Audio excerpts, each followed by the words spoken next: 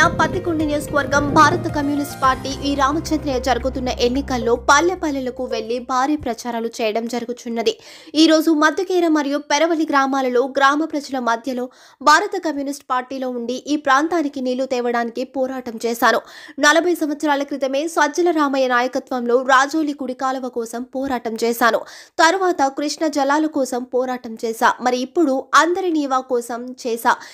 ఈ ఇమేజ్ కి వర్గం వ్యవసాయ కూలీల రైతుల కోసం ఎన్నో పోరాటాలు చేశాను. అయితే గతంలో Andhra Pradesh deputy CM KE Krishnamurthy ఉండగా ఇక్కడున్న 106 చెరువులకు నీళ్లు వదిలిన తర్వాతే ఓట్లు అడుగుతాను అని చెప్పాడు. అందుకే ఆయనకు అపర బహిరతుడు అని పోస్టులు పెట్టారు. కానీ కనీసం 6 చెరువులకు నీళ్లు కూడా ఇవ్వలేదు. ఇప్పుడు ఎమ్మెల్యే కంగాటి శ్రీదేవి ఉంది. పత్తికొండకు చాలా వాగ్దానాలు చేసింది. ఎక్కడ ప్రభుత్వ భూములు ఉన్నాయి, ఎక్కడ పేదవాళ్ల భూములు ఉన్నాయి, వాటన్నిటినీ కబ్జా చేయడమే ఎమ్మెల్యే చేసిన అభివృద్ధి. ఈ ప్రభుత్వంలో అంతా శూన్యమే అని రామచంద్రయ్య తెలియజేయడం జరిగింది. పూర్తిగా వెనకబడిన ప్రాంతం ఇది. ఎప్పుడు కూడా 3-4 సంవత్సరాలకు ఒకసారి కానీ వర్షాలు రావు, కరువు ఎప్పుడు. అందుకే ఈ ప్రాంతానికి నీళ్లు రావాలని చెప్పి పెద్ద పోరాటం చేసినాం. ఇప్పుడే కాదు, 40 సంవత్సరాల కిందటే స్వర్గీయ చంద్రరామయ్య గారి నాయకత్వంలో మరి రాజోలి కొండ కుడికాల ద్వారా నీళ్లు రావాలని చెప్పి పోరాటం చేసినాం. తర్వాత కృష్ణా జలాల కోసం చేసినాం. ఇప్పుడేమో అందిరి నివా కోసం చేసినాం. అందిరి నివా వచ్చింది, మన ముందే నీళ్లు పోతాయి. అయితే పంటకాలం పూర్తి చేయాలి, దానికోసం ఉద్యోగం చేసినాం. మరి డిప్యూటీ సీఎం ఇంతకుముందు చెప్పినారు కెఈ కృష్ణమూర్తి గారు, ఆయన కాలువ పూర్తి చేస్తామన్నారు, చేయలేదు.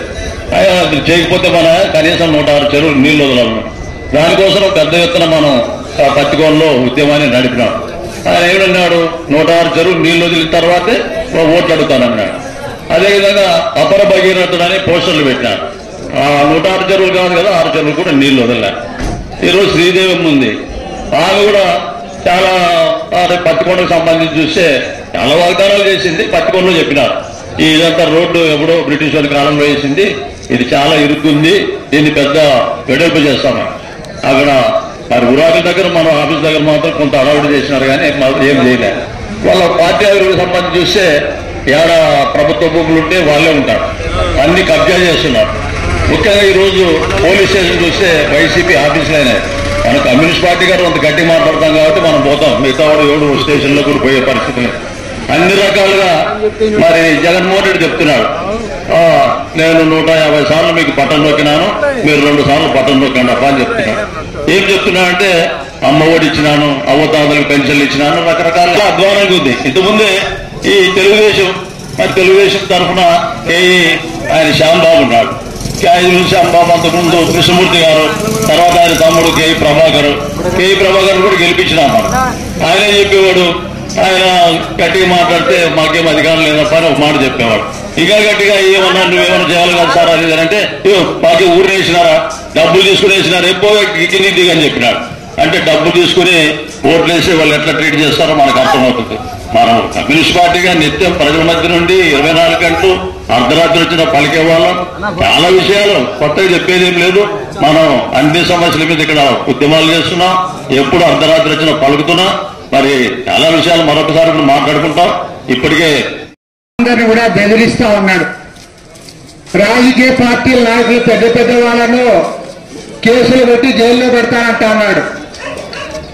మీకు అందరికి కూడా చెప్తా ఉన్నా, ఇవాళ ఢిల్లీ ముఖ్యమంత్రి అరవింద్ కేజ్రీవాల్, ఇవాళ ఢిల్లీ ముఖ్యమంత్రి గారు మనవాళ్ళని బయట లేడు, ఢిల్లీలో తిహార్ జైల్లో ఉన్నాడు. ఆయన ఏం తప్పు చేశాడు?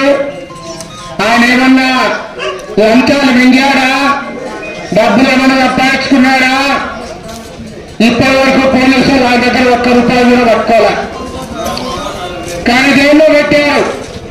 కారణం ఏమంటే, నీవు కాంగ్రెస్ తో కలవకూడదు, నీవు సొంతంగా ఎలక్షన్లో పోటీ చేయి, మీరు కలిసి ఉంటే నేను ఒప్పుకోమని చెప్పి ఆయన కాంగ్రెస్ వాళ్ళతో కలిసి ఎన్నికల్లో పోటీ చేస్తా ఉన్నారని ఇవాళ తిహార్ జైల్లో పెట్టారు.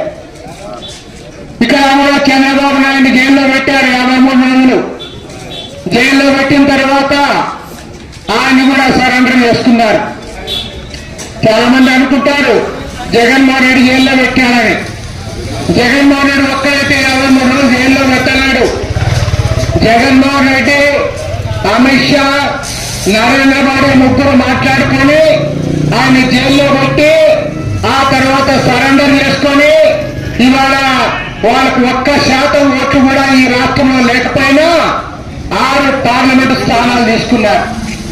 6 సీట్లు వాళ్ళ బీజేపీ పోటీ చేస్తూ ఉంది. వాళ్ళకి బలం లేదని అందరికీ తెలుసు. వాళ్ళు ఎమ్మెల్యే కూడా గెలవలేరని కూడా తెలుసు. ఆయన చంద్రబాబు నాయుడు భయపడి 6 సీట్లు వాళ్ళకి ఇచ్చాడు, 7 ఎమ్మెల్యే సీట్లు ఇచ్చాడు.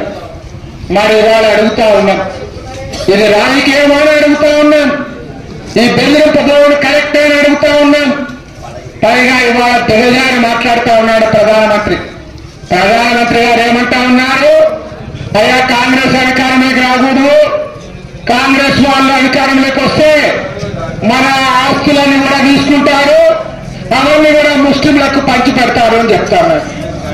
మొన్న కర్ణాటక పోయాడు. కర్ణాటకలో కూడా ఏం అబద్ధం చెప్తా ఉన్నారంటే కాంగ్రెస్ వాళ్ళ మేనిఫెస్టో హిందువులకు వ్యతిరేకంగా ఉంది కాబట్టి దానికి ఓట్లేద్దని చెప్తా ఉన్నా. నేను ఒకటే చెప్పదలుచుకున్నా, ఎందుకంటే ఇవాళ మన గ్రామాల్లో కూడా చాలా మంది చదువుకున్న వాళ్ళు ఉన్నారు. అందరూ పేపర్ చదువుతా ఉన్నారు, టీవీలో వార్తలు వింటా ఉన్నారు. కానీ ఇవాళ మనమందరం కూడా ఆలోచించాల్సింది మన తాలూకా, మన జిల్లా అనే కాదు, మొత్తం ఈ దేశం గురించి ఆలోచించాలని కోరుతా ఉన్నాం.